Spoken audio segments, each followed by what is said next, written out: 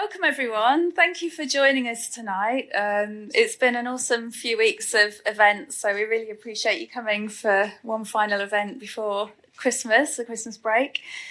So before we get started, I'd like to acknowledge the traditional owners of the land and pay our respects to elders past, present and emerging. We're really fortunate at Murdoch. We have an amazing campus with lots of native wildlife and fauna and flora. We often see bobtails coming about and lots of black cockatoos and all kinds of things. And it's just an amazing campus to be a part of. So we really appreciate the lands that we're on. My name is Mel Malloy and I manage the Launchpad space. It's our student innovation space where we take students through their startup journey. We help anybody who really wants to innovate or get a project off the ground, and we're sort of helping students to get into the world of work and developing future skills. That's what we're all about, really. We've seen our team grow this year, which has been amazing, which is enabling us to do more and more events in the community and support our students more. We've had some great student startups coming out of Launchpad over the last year and looking forward to doing more of that next year. So thank you to everyone who supported us. We've got some of our mentors here, which has been an amazing experience for our students to have mentors in the startup community to help them grow their businesses. And we've had lots of great partners and colleagues and really appreciate the community that we're in. So I just want to thank Amelia and Maggie as well for accommodating us this year for all our events at the city. It's great to be able to get off campus and come and do them here. So thank you for that as well. And yeah, thank you to Charlie for coming along tonight as well and bringing his great panel of Startup News awardees. Yeah, I know. So we're looking forward to hearing from them. So I think that's enough from me, really. I'm not very good at all this public speaking business, but I just hope everybody has a great Christmas. We've really appreciated working with everybody, being part of the community, and we're looking forward to doing more next year. So I'm going to hand over to Jeremy now and the panel. So thanks, Jeremy. Thanks, Mel. I was just wondering how we're going to get the mic around. This is a new. We're going to get used to this. Oh, you got more. Okay, cool. Thanks very much for that, Mel, and thank you everybody for coming down. I was just sharing with those that I was speaking to as they're walking in that this is a very busy time of the year. So really appreciate everyone taking the time out to come and support Murdoch University, our entrepreneurs in the room, and just being part of the community. Yes, so well done. So let me get into this panel. And while I'm doing that, I'll actually get the panel to come up and you sit in front of me now. Like a T-shirt. And I'll introduce the panel, but what's really awesome about this panel is, one, I know them all. Oh, yeah, Tom, how you doing? Sorry, mate. I was wondering where you were. There you go. Welcome, Tom. All right, thank you. What's amazing, we could just share it first, about this panel is, I know a lot of them. And their story. But what we're going to do today is just really some asking questions about the year that's been and some of your experiences and also the journey as well. I think a lot of our young entrepreneurs in the room, all entrepreneurs in the room, would love to hear about some of the things you've achieved this year and some of the awards, which we're going to go through as well. And then I'd love to throw to the audience as well. It's about you guys, so feel free to get some questions as well for yourself that you'd like to ask the panel. Maybe we'll get some mics around. So, without further ado, let's get started. Introducing the panel. So, Tom is the founder of Udrew, and was recently awarded the Most Admired Startup of the Year, and we're going to get into that. So, well done, mate, and thanks for joining us today. Yeah, and round of applause. I want to know definitely about that. Mahalo Bosnick, which I've known from the very start when he won his first was it Tech Stars Weekend? Yep, where it all started. Thanks for joining us. You are the co-founder of Invited, and also, and I must say, the most read article on Startup News. So we'll also dive into that a bit later. But thank you. Yeah, thank you. Round of applause, please, for Mahalo.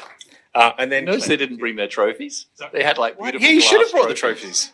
They're all like Plenty on the of- kitchen and stuff. And Oh, is it? Oh, But yeah. hey, we Yeah, won't I get celebrated broken. by Where's your drinking beer trophy, off mate? it. Yeah. Where is it? Oh, at home. At home. Where? Getting where at washed. home? Getting washed? What have you done with it? Didn't you hear what Jack said? No. Yeah. Freo Startup Fest. You know What? what happens at Freo Startup Fest stays at Freo Jack. Startup Fest. What did Jack do to your trophy? Jack. Well, it's You were doing a Woolworth. shoey. You were doing a shoey on his trophy. It's What? like a flat glass trophy. It's anyway. I think Oh, dear. we're definitely Young going to get into people that later. today, eh? Anyway, it's worth celebrating. So Tom, thanks where's for your joining trophy? us. Where's your trophy? I usually wear it around my neck when I walk around, but yeah, I forgot to put it on today. So That's all right. Not That's the all right. answer to the question. Yeah. Sorry, I'm taking over the Yeah, panel. you are. You are. Where's the That's all trophy? in the office. Good. Excellent. Somewhere. All right, let me keep going. Sorry, So carry Claire Orange, founder of DigiSocial and also a friend as well. Thanks for coming down. You're the founder of DigiSocial and really champion of, really educating and helping young people in the problems that I guess matter a lot. They're very important, not just to students and young people, but to the parents as well. And the most admired startup person of the year too. So congratulations, round of applause too for Claire. Erin Bell, you're the founder and managing director of Camp Connect. I hadn't heard of Camp Connect before, so I'm really intrigued to know a bit more about it. So welcome, and you've also got an award too. Well, Charlie, this is the most listened podcast. Is that right on startup? Yeah, podcast. Well done, thank you. And then Charlie, and I struggled with Charlie because Charlie I didn't win an award. No, not about that. You hand them out. Yeah. I struggle because Charlie's got this long bio. I was like, I'm not going to read Charlie's bio because Charlie, the easiest way to describe Charlie, for those that don't know Charlie, the rare people that don't know Charlie, I introduced Charlie as like one of our pillars in the startup ecosystem. To me personally and to my brother, and I'll speak on behalf of Craig because you've been kind to both of us along the startup journey. But Charlie's one of those people in our community that you can really turn to, really help. And it's genuine. So I call you the pillar in our community. Yeah. So, and mind you, all that long list of your bio, he's started Aussie Home and, managing editor of Business News and long list of stuff. And last year, though, you were awarded the Entrepreneur of the Year. And then, of course, the WA Percy Entrepreneur of the Year. Yeah. So you're the veteran in the industry. You're it in terms of us, in terms of support. So welcome. Sorry. Yeah. I wasn't going to say that. I wasn't going to say even veteran. But yeah, exactly. Oh, the father. Yeah, there you go. Anyway. Quirky uncle. Yeah, the quirky uncle. There you go. But anyway, round of applause to Charlie too. So let's get this panel started with some questions. And like I said, please have some questions for yourself as well. I will throw it to the audience. So welcome everybody. Let's get started with something easy. And what I was going to do actually is put you all on the spot and get you all to just tell us in 30 seconds. Your business, exactly. Your business and what you do. We'll start with Tom. Let's go with Tom. I knew I should have come earlier, so I didn't have to start. Hey everyone, I'm Tom. I'm the founder of Udrew. So we're an online platform that lets anyone create their own fully council certified and engineered building plans in a couple of seconds. So basically, you type in an address, tell us what you want to build, and then it sort of gets all SimCity. You place it on the lot, and it autonomously generates all of the fully certified building plans in a couple of seconds, and you're good to go. So as you're doing that, it's doing all the structural engineering and all the local and national regulatory checks and fixing itself along the way. And in a bit less than 2 minutes, you can start building. So there you go. Wow. That's it. There you go. Well done, mate. Well done. Mahalo. Yeah. Hey, I'm the co-founder of Invited, which actually started in May in this room at Textile Startup Weekend. And it's an online platform to create events, just like Facebook events, but then you can invite anyone across any social media network.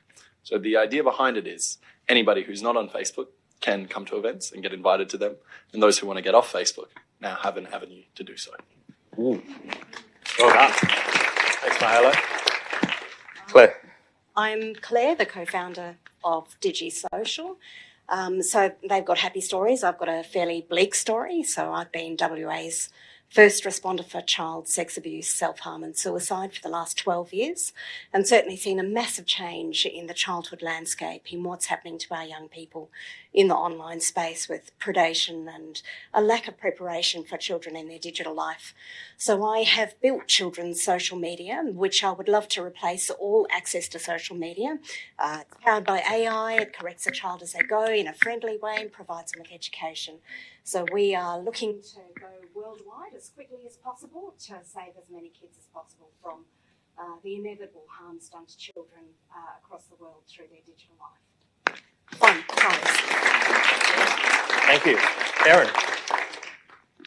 Hi, so Camp Connect is a mining and construction workforce communication, engagement and emergency app. So 85 to 90% of the mining workforce don't have access to a computer and they're missing out on a lot of vital comms. So this way, basically, we give on-hand access for everything, for everyone, so they're able to be informed, engaged, prepared and connected, and aim to help with the issues around mental health, sexual harassment and also fatalities that can often happen with people not getting emergency response quick enough due to isolation.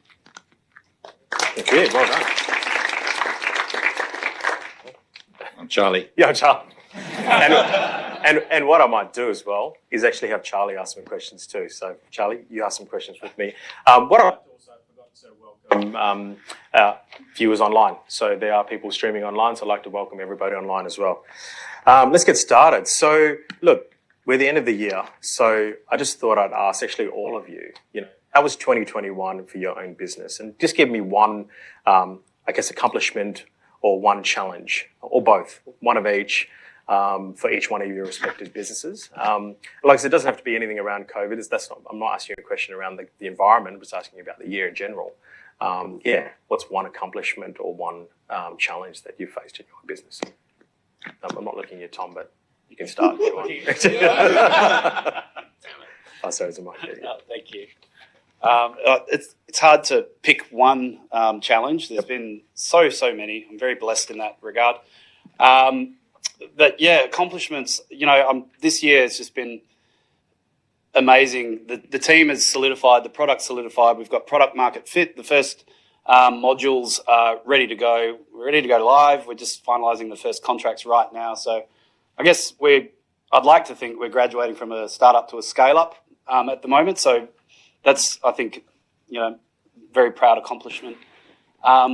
Challenges, we've all been through the last 2 years. I think they're going to be pretty common reoccurring challenges for everyone. But yeah, we've managed to get through it, and that itself is an accomplishment, I think. So, yeah, there we 100%. go. 100%. Thanks, Tom. Yeah, 2021 was pretty great. Invited didn't exist before 2021. Getting it up from here, right? Yeah. Exactly. And I think, well, for me, my biggest accomplishment really happened yesterday when we closed our first round. Oh. Yeah.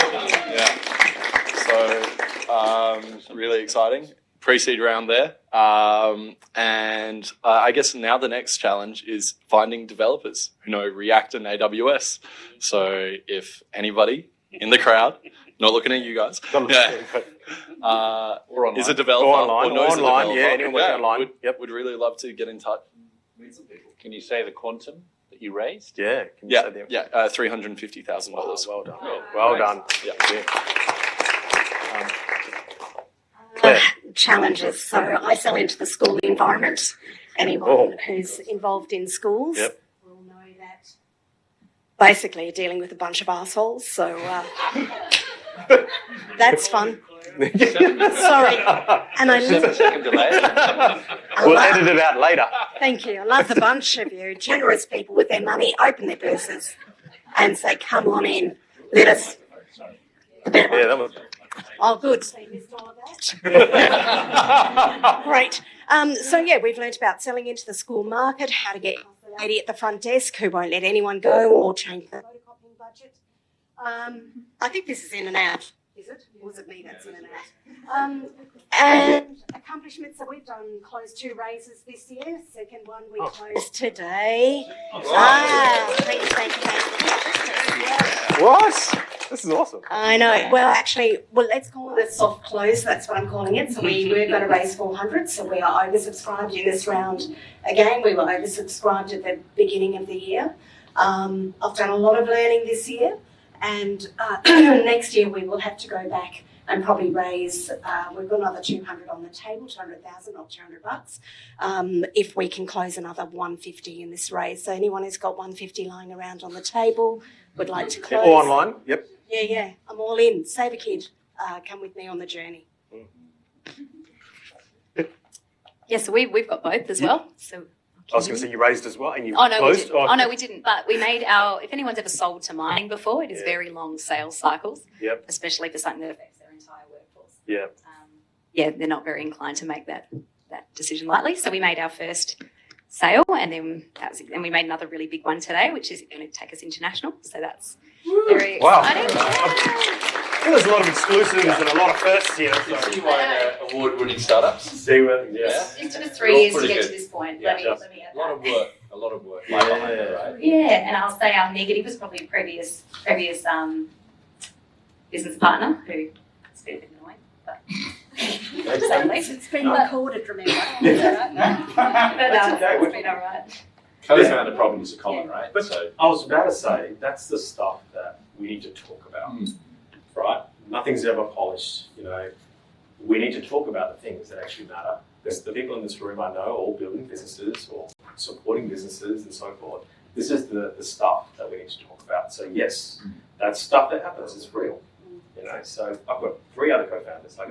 It's natural, right? one of them's One of my brother. But anyway, thanks for that. Yeah. So I actually was back in Startup Land this year. I don't know if you were aware, but my good friend Evan Cunningham Dunlop invited me at the end of last year to start a new property news site here in Subiaco, but a nationwide property news site. And I had a coffee with him in September, and he said, right, I want to do this new property news site, the Property Tribune. I've got it all thought out. And I want to have 100 articles on the site before we launch, and it's going to launch on February the 1st. And then I want 20 stories a day from then on. So in WA, right? No, nationwide, day one. Now, I worked with Evan before. He's a very, very good digital marketing agency called Living Online, plug for Living Online. I'd used them when I was CEO of Business News. They're awesome. If you're looking for a digital marketing agency, none better. They actually won the best digital marketing agency in Australia last year. No one's ever heard of them, Living Online in Subiaco, right? So I knew it would be built well, I knew they'd get traffic, but my problem was going to be, my challenge for 2021 was going to be, how am I going to get that amount of content on the site, and how am I going to monetize that? Yep. Now, I've been CEO of Business News, I've done real estate startups, that's my background. But what I did is I turned to these wonderful people, there's 3 in the audience here, Henry, Annika, and Liam. I'm going to get them to wave, there you go. So they are 3 of my finest writers on startup news. So I said, could you come help me with Property Tribune? And then we've got some other people in well. So we had an internal news team. We launched on February the 1st with 100 stories live on the site. We were getting 20 a day, every day. So I think we've gone past 3,000 now on the site. And then I went half-time from July, and the end of September I actually handed over to Liam, who's now the chief editor of the site. So that was my achievement, was basically to make myself redundant, which is what ultimately I want to do. Yep. Otherwise, what have you built, right? So you've got to ask yourself in Startup Land, are you building yourself a job, or are you building yourself a business? And if you're building yourself a business, it shouldn't actually rely on you to be there day to day, to get up at 4 a.m. and put the bread in the oven. Because otherwise you've just got a job. And it will feel like a job in the early years, but eventually, if it's going to be something someone else buys, and a trade sale exit is probably the most likely exit. You're not all going to IPO, but probably a bigger company is going to value you and swallow you up, and you're going to go, yeah, okay, or no. Then you need to get to a situation where it doesn't actually need you, because you're going to exit it one day. Yeah. So I did all that in 8 months. Wow. From start to me exiting. Wow. That's some really good advice there as well. Great team to hand over to. Yes. Right? Great team to hand over to. Didn't need me anymore. Yes, and that's a challenge for all entrepreneurs. That's a great piece of wisdom, nugget around, as an entrepreneur, we're not there to have a job. And shouldn't even feel like a job. No, and we've been doing student for 17 years. I was like, are you still doing it? I was like, well, we're not actually doing it. We've got a team that does it, and every year I have to ask myself, what value am I adding? to student every year, because if I'm not, then I'm out. Like, do you know what I mean? But every year there seems to be a new project, a new idea I'm coming up with, this. That makes it relevant, so I'm still there, but I'm not doing the hands-on stuff. I let experts to do that, more talented people that make the magic happen, as I always say. So that's a really good point. Yeah, you're not there to give yourself a job. I might just throw, this is actually not a question on the list, I'm going to go off the list for a moment, because the fact that you just all raised some capital, that's worth celebrating. But I'm actually going to ask you a question, probably to Claire and Mahalo. Was the capital, can you talk to us about the experience of raising this capital? Because we talk about it a lot. Where did most of the capital come from? Was it from WA? Was it from East Coast? Was it global? Give us an idea of what was the process like? And two, was it from local? And also how long it took. Because it takes and also how long it took. It's a big investment of time to raise capital. Exactly. Any of the can kick off. Yep. All right. So we did our first seed round at the beginning of this year. I am a therapist. You want me at your child's bed when things go wrong. Business, I'm learning. Beginning of this year, I was still writing lots of stuff and then going and checking it on Google, which is not really fun when you're doing a capital raise and people are throwing acronyms about and you still don't know what you're doing. So I've come into this raise now, raising on a con note, and it's been a much smoother journey. So we opened the raise about 9 weeks ago and closed today. And we probably could have closed a week ago, but I decided to go for this soft close. It's a hell of a business. It does take you out of the business doing the capital raise. You also then have to go out and pitch to a number of people. And for me, it's a lot of reliving of trauma. I don't do that job anymore as of 7 weeks ago because of the level of trauma involved for me. So in telling the story, I relive the trauma every single time of my job, which is probably different to a lot of businesses. This is a very heartfelt, high social impact business. You have to make decisions in the early days about who you're going to sit at your cap table. It's complex. You're going to have to say no to people. And you learn as you go. You learn about the people you want to bring into your business and sit around that cap table with you. So we've been very lucky. We've had Better Labs as our lead investor, and we've brought other people in subsequent rounds and rely heavily on them for advisory. But certainly for us, it's been a phenomenal journey. Once you decide you're going to do a cap raise, you are all in. So as the founder and CEO, I am all into that, and it's an extraordinary learning journey. But what I'm doing now I couldn't have done a year ago. I would have had no idea what I was doing a year ago to do that now. And sitting on this sort of soft close of a raise, taking the money off the table as quick as I can before Christmas, getting it in the bank, and then I'll go back and see if I can scoop a bit more next year and cross my fingers we'll end up doing that. But it is extraordinary. Did I answer a question? Yeah. The money come. How long? So our first raise, ridiculously, I opened in November last year. I pitched a range of places and in Perth, so most of our investors are WA based, and pitched mostly in Perth to amazing people. We've not really had any issues, and that took us to February this year to close. I closed with shingles. That's not a necessary part of closing, but I definitely had enough at that point. Yeah, the neurology closed down and went, this is crap, get shingles and go to bed for a while. And then this time has been really quick. We opened the raised off a con note. It's relatively simple, and we've closed. We've gone back to our investors and have brought on a new investor in this round that we're very pleased with. So this round has been much quicker for us, closing in 9 weeks. Can you explain what a con note is? So a convertible note is where it converts, say, in 18 months from now, it'll convert to equity. So either convert to equity or we'll go into a seed raise at that point in time. So we're just sitting in there where we're not doing an equity share. We did in the last round, but this round we're raising on a convertible note because valuing the company now, so we're just coming into revenue. So we'll start the next year with about $125,000 worth of revenue. I know, it's tragically sad. You're in mining, that's like, you sneeze $125,000. In education, that's blood, sweat and tears and dragging your carcass down the pavement. But that's pretty good. So we've now got representation in 4 countries in 10 months. So we have the platform up and running in 4 countries, and it's made this raise much easier, actually, being that we've got now 92% retention of our clients, customers from this year. So yes, that's been a thing. Wow, that's awesome. Well done. Hello. Yeah, I'm going to approach this from a totally different angle. Is this working? Hello. Yeah. All right, yeah, perfect.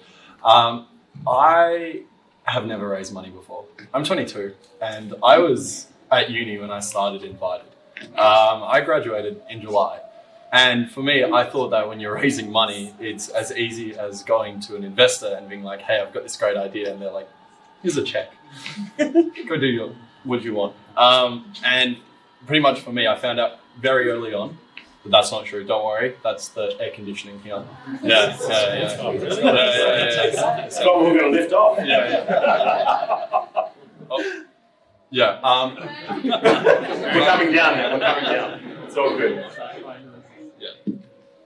Yeah, and so when I started raising, I just decided to listen to so many Y Combinator podcasts and YouTube videos on just how to raise money. And one of the big things that I learned early on is have an Excel spreadsheet and go out and write up a list of venture capital firms and angel investors who are actually investing in what industry you're in. And for me, that meant making a whole list that was likely to be outside of WA, predominantly over in Sydney, Melbourne, and overseas, simply because I'm a consumer social platform. And so I'm not generating any revenue at the moment. And it's very hard to raise money in Perth if you don't have any revenue.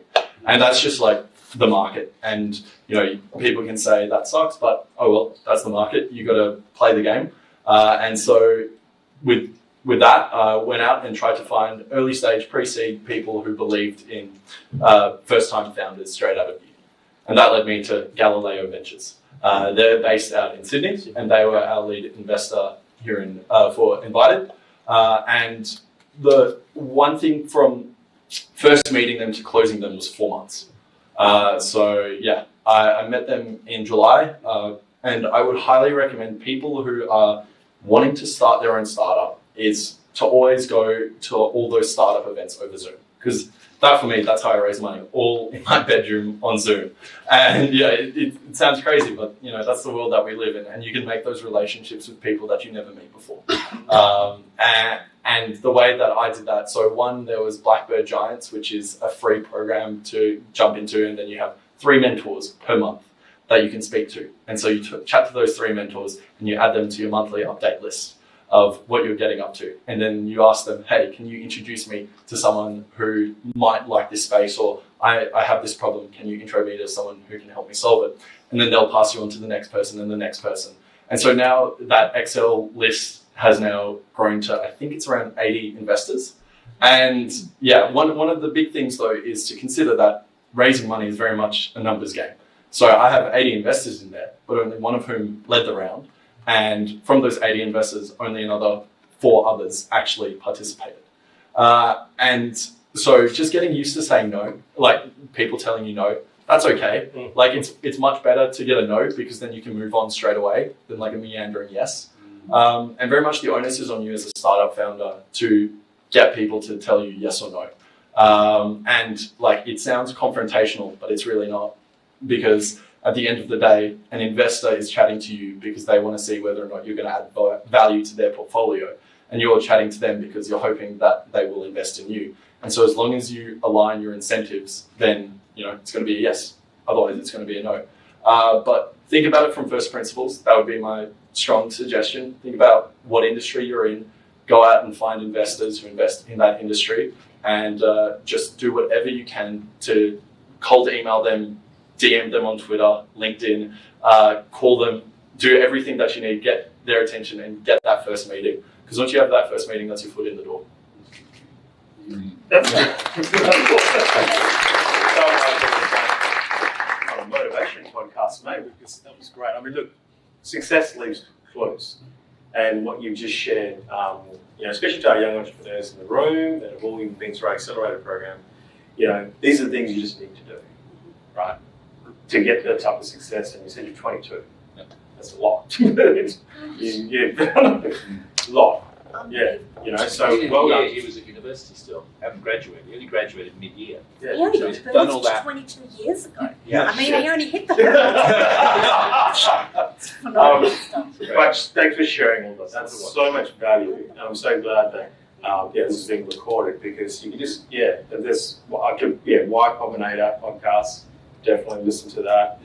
The Blackbird Giants, really good. I also did the StartMate Founders Fellowship, which is a free accelerator. It's free, and you meet a whole bunch of other founders. Yeah. Again, like all of these things just get your name to other investors and mentors, and it's all a warm introduction. Yeah, cool. I'm conscious of time. Yeah, Tom, you want to share something? Yeah. Jump in. Yeah. I've got an Excel sheet, so it's awesome. Yeah, I love there you Excel. But I think it's Blackbird actually. It might be on their website, but they've got a Excel, or it's a Google Sheets thing with every investor in Australia in the startup ecosystem. There's hundreds of them, and it says what they like to invest in, what their sort of motives are, blah blah blah. Yep. 100 grand to 500 grand, 500 grand to $1 million, blah blah blah. It's really, really valuable, and I wish that they had something like that when I first raised. I still prefer my Excel sheet because I can write notes like this guy's a wanker. It's really cool. But yeah, for anyone who, if you do need that, I think it's on the Blackbird website, or otherwise hit me up on LinkedIn and I'll just email you the link. It's really powerful to have that. And when I first started, I didn't know where to bloody start, so I went to all the wrong areas. So this will really help hone it in if you're looking at going that direction. Yeah, wow. Thank you. Thanks for that, Tom. I'm just conscious of time. I want to get to the audience, so start thinking about your questions. But I'll ask a couple more, and then Charlie, feel free to jump in as well. But I'm going to go the other way now. I'm going to talk about something we don't talk about in the community a lot, which is founder health and wellbeing. So I want to ask you all, including you, Charlie, what do you guys do to keep a good, founder health and wellbeing? Are there any things that you do? It could be a routine. It could be. Start with Erin. Yeah, how do you This is start? how her idea came about. It was all about Yeah. well-being for FIFO workers on mine sites who have the worst stats for suicide, mental health issues, leaving the industry, never coming back because they hate the FIFO thing. So, yeah. Aaron, please. Yes. I would say I'm a big fan of running. I've always been a big runner. Yeah. And my notes section of my phone is full of little ideas I get where I'm running, and I think, I have to quickly do that. So yes, I would say definitely keeping up exercise is a big one, especially probably back that up as well. Exercise being a pretty critical piece to you. One could have a look at me and see that perhaps this is not true for me. Anyway, but yeah, I guess being I'd say as well, also being social as well. So also taking advantage of opportunities and, being around other people. I think, especially when you hear that people have had similar problems. Like I know for me, like something I'm a big fan of talking about. I think things that sometimes people try to make taboo, because it's amazing when you do share something, how many people have had the same issue, or it also gives you that sigh of relief that you're not the only one going through a problem as well. So I think that's a big one. And I'm also a big fan of writing lists. I'm a big list maker, so if I've ever got too much stuff going on, I just sit down and rewrite my lists and reprioritise everything and look at my different options for different list items. I don't know, I always have about 4 or 5 different lists. So yes, that's also a good one, because if you're sitting there trying to remember everything all the time that you need to do, you're just wasting brain power and time not completing your list as opposed to trying to remember, because your brain only remembers 7 to 8 things in your short-term memory anyway. So if you're not writing it down, you're probably going to miss some things, which just adds to the stress. 100%. If you have kids, like a 4-year-old I do, mate, it'd be good luck trying to remember 2 things. But anyway, thank you for that, Aaron. Claire? Exercise. Definitely do that. Do my 20 minutes a day as well, if you wouldn't mind. I find there's productivity, well-being, stuff that I need to do. So there's a book called Eat That Frog, which is one of my most favourite books. I do the worst. Eat That Frog. So you just do the worst thing that you have to do it first thing in the morning. I just get it done, because otherwise all day you've got to go, oh my God, I'm going to send out that subscribers agreement and blah, blah, blah. So I just get it done. Get up, get the worst thing done in my day, and then it's over. It doesn't eat me all day. But in terms of well-being, human minds are amazing. One of the principles of positive psychology is being in flow. So most of us don't really hit psychological flow unless you're fully engrossed in something, and your brain addicts you, are full of endorphins in the flow space. So when you hit flow in work, you can become a workaholic if that's what drives you. So I love the work that I do. And you can become addicted and feel disconnected when you're not working. So you have to make sure that you find the thing that's healthy for flow. So doing something outside of work that's completely different, that takes up your entire concentration. So I used to be an avid reader, and now I read 3 sentences and I just can't even remember if I read any of them because the brain is spinning. So, middle-aged woman stuff, so none of you will just, understand this. I water a garden. I only hand water a garden. And I hand water it from side to side, back to front. I drown it, basically, is what I'm saying. And I'm an avid beekeeper. And when I'm doing that, I'm absolutely in flow. I know these are the things that catch up with you when you're old.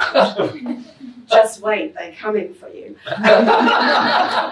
But that to me is finding the flow that's outside work, because otherwise you addict to work and it's not useful. So find a thing outside that's got nothing and you just do it regularly. So that would be my thing. Productivity and flow outside work. Yeah, no, that's awesome. So exercise and some sort of release outside of work. I think that's super important that we have that. And you got to know it, right? You got to know what your thing is. Yeah. You don't do it because some other founder's doing it. So a lot of those movements happening, and you join this group, and just do what is right for you, right? Yeah. What's going to be your flow? Get you into that flow. Sorry. Yeah. Cool.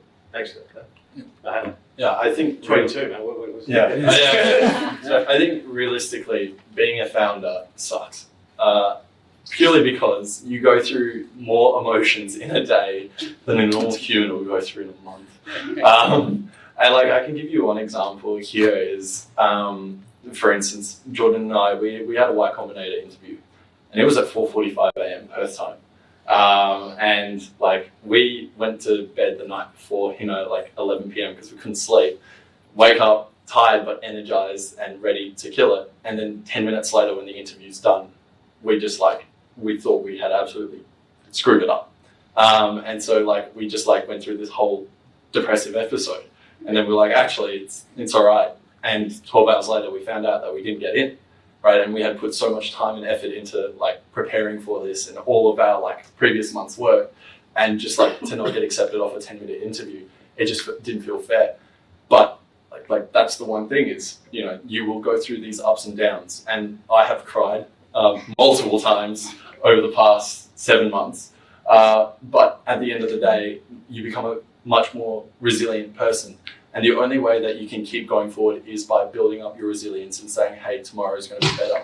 Because, when you look back at it, okay, we didn't get into Y Combinator, but now we're funded, right? And so, it looks as though there's been all this success, but at the same time, there's been all this failure.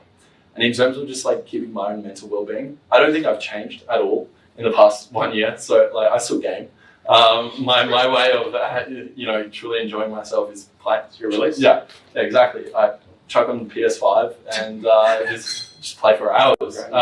And so just keep doing the things that you love doing, because I think with success, you don't really change the person. Other people might perceive you differently, but at the end of the day, you know who you are, you know what you enjoy doing. So keep at it. No, that's really good advice. And I can attest to that. 17 years of doing Student Edge, I say the same thing. To be a really good entrepreneur, all you need to do is just manage the ups and the downs. Just in one day, if you can do that, you will have a great shot at being an entrepreneur. Because that's all we do. We manage the emotions, putting out fires. We call it spinning plates, right? You're just spinning 8 plates, putting out fire at the same time. Yeah. Just that's how it is. That's the reality. But anyway, thanks for being so blunt. This is not a polished panel. This is about real. This is about truth. This is about telling it how it is. And that's what I love about. That's why I love this panel, because you're all just telling it how it is. And I think that's the most value we can get, is when we hear how it is, not what we read necessarily in the newspaper or on TV or whatever. We need to hear it from founders that are going through it. That's the real shit. So yeah, keep doing that as we go through this. Now I'm going to throw to the audience soon. I'll hear from Tom, but have your questions prepared. Tom. Hey, don't beat yourself up over Y Combinator. They're fucking hard to get into, man. So, well done for everything you're going to go. Yeah, it's definitely the bipolar express. Been a startup founder. Yeah, you're dead right. You guys nailed it, and yeah, it really makes you understand, there's true mental health issues out there when you start experiencing them. But look, I'm probably the worst person in the world to talk to about well-being and things like that. You've got a bee in your hand. Yeah. I quit my job. I put on 30 kilos, and now I'm in the tech world. So there we go. But no, I'm falling apart in fairness. So yeah, this is my only joint that still works. I used to play professional sports, and so I'm just at that age where I'm just literally falling apart. Don't look after myself at all. So do not use me as an example. I do go for walks, but it's often the kebab store next to the work, and we've got Hood Burger 200 metres away. So that's my exercise. But I do have 2 young children, and they're just as ADHD as I am. So that is my exercise. They beat the shit out of me every day, every morning.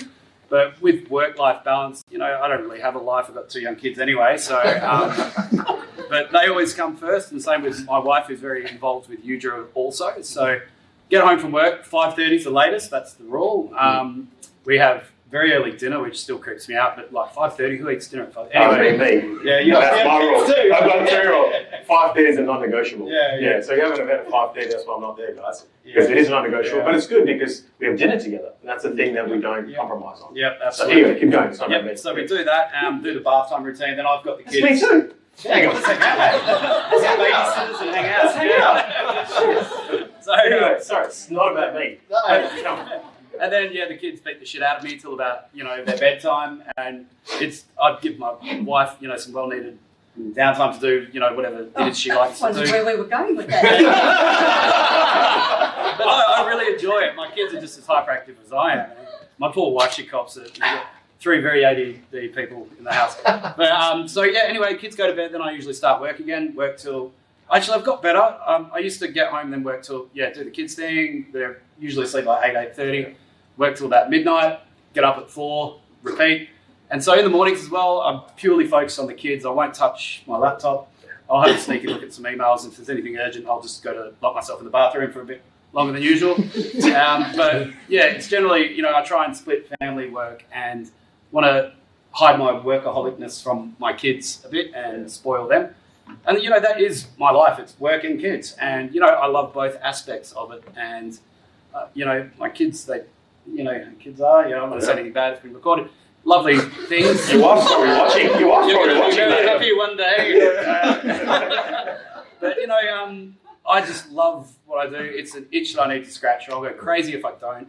I'm not a supercomputer by any means. I'm a bunch of Xboxes sticky taped together that just slowly process things, but it doesn't stop. So I don't sleep much. I never have. So that gives me an edge. I'm persistent, and that's my thing, just to slowly think through things and get it done. But this year or next year is about starting to work on the work-life balance a bit more. So I need to find something that is suitable exercise for someone who can only move one knee. My surgeon said hopping is probably about the only thing at the moment. So it's going to be a fun year. But no, I'm going to find something I can do and start cutting down the hours. In the first couple of years, it was literally 90 plus hours a week for 3 years straight, and 7 days a week too. And you just got to look after yourself, or you'll end up like me. Well done. Thank you. So much. We can go to, I'm conscious of everyone's time, and we want to have some drinks and network and so forth. So let's get a mic going, and let's throw around to the room. Keith's already got his hand up for a question, so let's throw to Keith in the corner. And then we'll have another mic somewhere out here. I actually don't need a mic. Oh, Keith, there you go. Keith, throw your question, buddy. I wanted to start actually with an observation, just looking at the age of the panel. I think there's a myth in our society that you have to be 22 to be a startup founder. Yeah. And we've got 1 in the panel, and everybody else.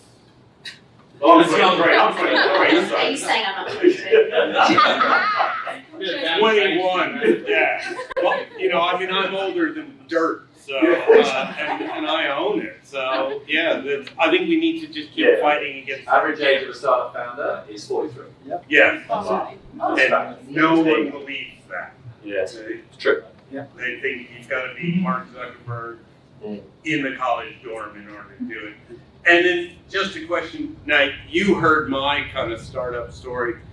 The thing I'm still struggling with is where does the line cross between a not-for-profit and a startup where there's actually going to be a profit in there? And that's the confusion for me as far as, and you know, a couple of the members of the panel, they sound like they could edge over to not-for-profit, but they're getting funded, so there's a place for profit there. And I'm just wanting some answers on that. Great question. Who would like to have some of that? So social enterprise. Yeah, social enterprise. So, you know, setting up for your profit for purpose, which is, you know, really where we're at. So we have been down both roads and decided to go down the road of charging for our product and being an incorporated body. But you know, if you're a social enterprise, it's well supported in Australia as well. So I think it depends on what your impact is and how you align to you know, the international goals and all of that malarkey. But social enterprise is definitely where you'd sit in that middle ground, like us. Great question. She'll have a question? Yeah, Sorry. Oh, sure. Yeah. Hi, everyone. As startup founders, you all would have had to tell your story. You all would have had to get up and pitch, raise capital, get in front of people and present. And so there's a lot of people in this room who aspire to do what you do. However, it takes guts to get up and tell your story and pitch yourself and present to an audience. So it's not as easy as a lot of people might think it is. Can you talk us through the emotions you go through when you first did that? How did you manage it? And what's your process to getting through that, the fear of pitching and presenting yourselves? There's the answer. Leadership. No, that's a really cool question, and it's something I realised straight away. It was the only thing that had ever stopped me starting a business earlier was the lack of self-esteem, I guess. And so I was very lucky. I got into Curtin Ignition in 2016. The first day, they said, "Okay, we need volunteers from every group to get up and introduce everyone." And public speaking was my number one absolute fear. So I forced myself. I went, "Yes, I'll do it," and got up there, and I was shaking like that, literally. And this is another reason I like to bring a beer on a panel, because I find if you hold something, it stops the nerves and it helps calm you down. So whenever you're going to publicly talk, always have something in your hand, and it's better if it's a beer too, trust me. So I realised early that I sucked at public speaking, and I still do. I mean, look, tonight's a pretty good case study. Not true. Not true. I just take the piss to have a bit of fun, and it comes one. Can I cut in though? Because the first time I saw Tom, I was a judge on the Inside Awards, Startup of the Year, and it was about the worst pitch I've ever seen. He got halfway through his thing, and his slides had finished, and his time was out. And I didn't think much of him the first time, so obviously I got him wrong. Later, this was years ago, we were very early at it, right? I then wind on a few years, and he's won WA Innovator of the Year. And he's back the following year talking about the year. And he does this thing, I think, without notes. Yeah, I put it out my ass. With 200 people at Fraser's, and it's one of the best speeches I've ever heard. Wow. So you've really come a long way with it. Oh, thank you. I think the moral of the story was to just put yourself in that uncomfortable position, and you get better at it, you're more comfortable. It's about self-confidence, that's all it is. And I find the more silly I am, the more I relax as well. So you can tell by the amount of swear words I'm saying, by how nervous I am. So it's a good tip. You're doing well. Yeah, I would say as well, just on that, I think a really good way is to just mentally think about what the downside versus the upside is. Because if, you're going to pitch to an investor, hey, if they say no, okay, you're where you would be anyway if you didn't pitch to them. But if they're like, I like what you're talking about, let's have a follow-on meeting, then not only is that going to give you confidence in the next time you pitch, but it's like, crap, you can turn this into a genuine startup and get funding for it. And so it's really just saying, you know what, screw it, let's do it. And you might not be the best public speaker, but hey, no one's born to publicly speak. It's all practice. And a really good tip is, if you say you have a list of 10 investors, start with the one that you care the least about, right? Because you pitch to them, then they will roast you, and you will record and write down what they roasted you about. And so it's called objection handling, which that, okay, if they're going to object to certain points, then maybe I should handle it by either preemptively answering it or just like cutting it out of my deck entirely. And then as you move up that VC chain, then perfect. By the time you get to the person that you wanted to pitch to at the start, you're really well practiced. Yeah. Great advice. Great question. Well done.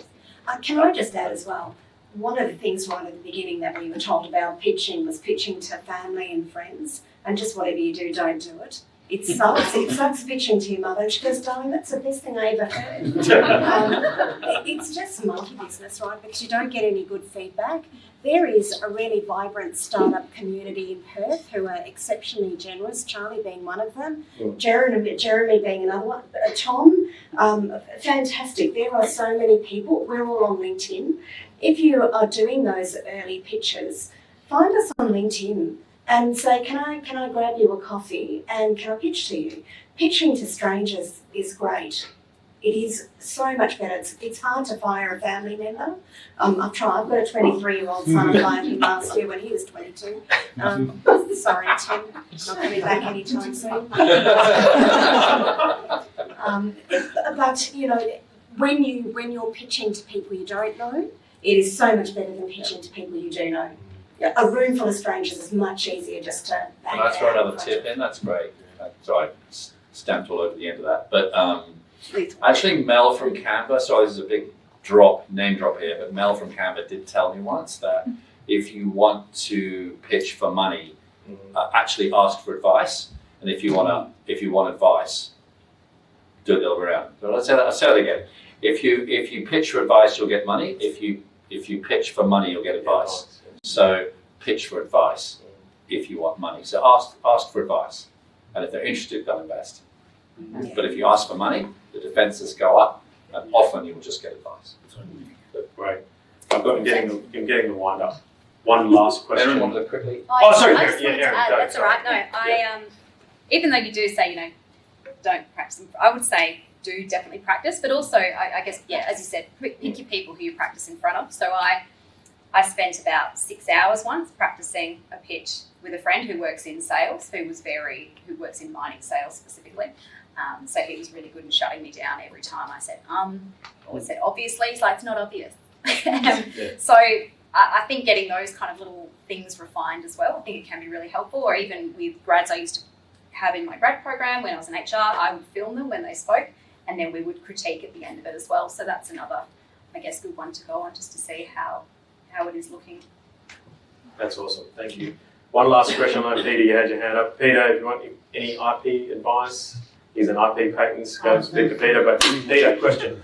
I'll pay you later. Yeah. No, I got you. I was a question to Charlie. Right, your name is Charlie? It is so. You mentioned that the key, it seems, to delegate, and it took you just 8 months, right? Kind of, that's what I understood, right? You remember? With the profit tribute, my objective was to make myself redundant as soon as possible. You made it in a Correct. very short time. Yep. The question is, what really was the key? Because if you delegate it to 8 assholes, like the missus said, it doesn't work. So what was really the key? The key was to build a system and process that didn't need me anymore. If I had to get up at 4 in the morning, if I had to get up at 4 in the morning to put the bread in the oven, nothing wrong with that. That's a job, right? Or you built a practice, which you can then only sell to another practice, like accounting firm, legal firm. What I like about startups is they're scalable, right? Often they're just ones and zeros, really. It's digital, it's scalable. That's exciting. So the amount of wealth creation, job creation, income creation is like previously unmanageable to like our generation or our parents' generation. This sort of, what Canva's done to 55 million in 9 years, is almost unthinkable prior, but Canva is really just a series of zeros and ones. So get that system and process right, get a really good scalable business model and a scalable technology. then won't actually rely on you getting up at 4 a.m, putting the bread in the oven. Then you've got something interesting, and you've maybe got something saleable, or you've got something keepable. Great, keep it. It's great business. Great question. All right, we're going to round it out before we eat and drink and get married. But 30 seconds per the founder. Just one tip you can give to the audience and people watching online of anything that you can give to impart to young entrepreneurs who are trying to build a business or trying to scale a business or just got an idea, to be honest. Got an idea and want to give this entrepreneurship journey a go. Charlie. Yeah, 30 seconds. Have fun, enjoy it. Don't take it too seriously. Life's too short. Enjoy it. That's under 30 seconds. Well done. Yes, have fun. That's great. Erin. Yeah, I'd say with engaging different services and clients, don't rely on Google reviews. Ask them if they're prepared to give you another customer they currently have to give you a testimonial or a reference, similar to what you would reference check new hires and employees, because sometimes you can find that all of the Google reviews are all their internal employees. So it probably save you a lot of heartache, and it would have saved us a lot of heartache. 100%. Thanks, Erin. I reckon on the question of being an older founder, is if you've had a life of doing other things and then you come into a space, even if you're a younger founder, be all right not to know stuff. Like, I am an expert in my field. I'm an expert in Australia and internationally. I am required to present at a whole bunch of things, and you put me in startup life and I literally have known zero and have gone through an accelerator, and I'm absolutely all right to go and find people much cleverer. I have sat with all of the people either end of these panel and said, I have no idea what this means. Zero. And they have guided and shepherded me through all sorts. And there's Wilson's here from the angel community. They're awesome at giving advice, and so just ask, because I think you feel like you should know stuff, because lots of people talk EBITDA and zibidida. It's all right to say I have no idea what that means, and be all right at all points in time to be forthright with not knowing stuff. Thank you. That's awesome. Mahalo. If it's in your head, do something, or it'll stay in your head. Well, Yeah, 3 seconds. Geez, very deep. Like Christmas crackers. Very yeah. That was nice. Love this panel. Love this panel. Let's close it off, Tom. All of those are awesome points, and so it's hard now. Thing is, I keep drinking beer. I'm out. Someone get him a beer. Look, I think something important to do is have a superpower, know what you suck at, and know what you love. So do what you love and what you're good at, and find someone who loves doing the stuff that you fucking hate doing. Like, I hate finance and legal, and so I've got advisors on who love that stuff, and they're equally as passionate about that as what I am about, the boring stuff that I'm passionate about. And so surround yourself with these people and have fun, and you will. If you're doing what you love and they're doing what they love, you're going to be unstoppable. Wow. Ladies and gentlemen, a round of applause for our panel.